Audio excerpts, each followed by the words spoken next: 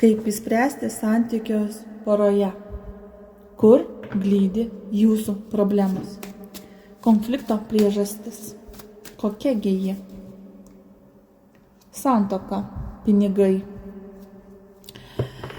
Tikriausiai tai yra susiję su santuoka, arba kad nėra vedybų, arba kad norite, galbūt tai yra šeimyninės problemos, buitinės problemos. Kartais tai ateina dideli pinigai, kada reikia apmokėti didelės sąskaitas, kažką pirkti, kažką parduoti, kažką investuoti.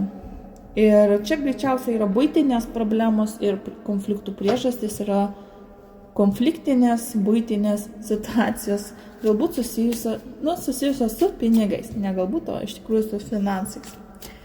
Kaip jūs matote situaciją, kurioje esate?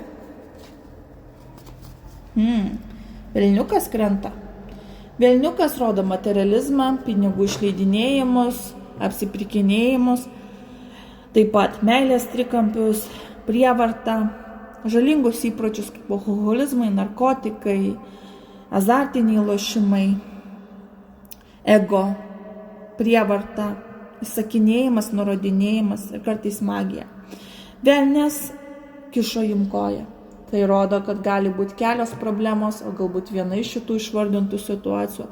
Kartais tai yra ir kumštis pakeltas, agresija ir smurtas, prievarta. Ir iš tikrųjų, kaip jūs matote situaciją, kad dėl kažkokių priežasčių žmogus paleido vadeles ir gan stipriai. Ir dėl to situacija tik blogėjo ir tai padarė daug konfliktų, jūs įnirdė į problemas, kada jūs galbūt sėdite didelėse sąskaitose, kada reikia apmokėti viską, o jūs pinigų neturite. Dėl kažkokio godaus dalyko jūs neišeinate iš, sakykime, tam tikrų rimtų situacijų. Kaip partneris jūsų mato situaciją, arba partnerė, nesvarbu, ką žiūrite. Irgi lygiai taip pat, kad reikia apsisaugoti, nes jau jaučia irgi pats grėsmę. Bet jeigu nieko nedarys, situacija gali peržengti ribas. Žmogus jaučia pavojų priešams, nelagingiams atsitikimams.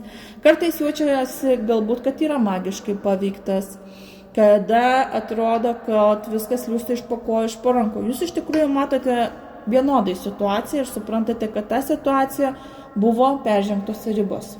Galbūt abu esate dėl to kalti ir abu turėtumėt už tai atsakyti. Kokia iš tikrųjų yra situacija?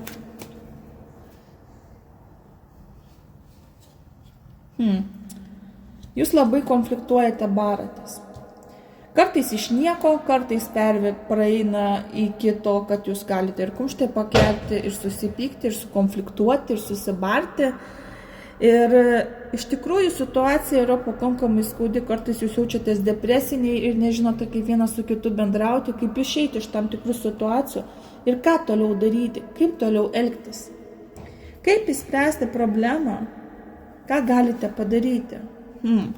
Čia reikia arba atostogų, arba kelionės, arba pakeisti gyvenamą vietą, apskritai reikia nuotykių. Kai kuriem jau žinote, kad reikia ir skirtis.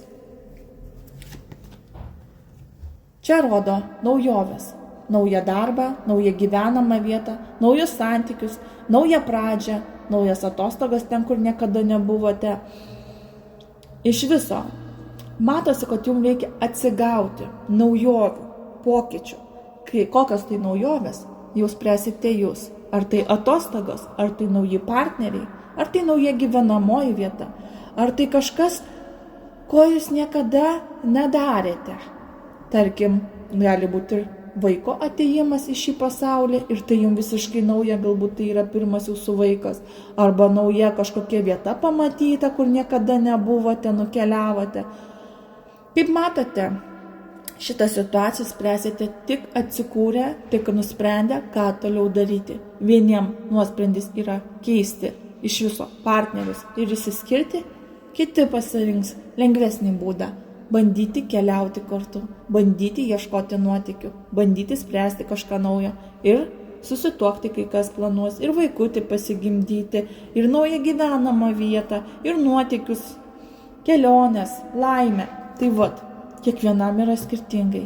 bet tikrai sprendimą galite atrasti poroje. Koks bebūtų sprendimas, jis jūs atves į laimę ir meilę ir džiaugsmą.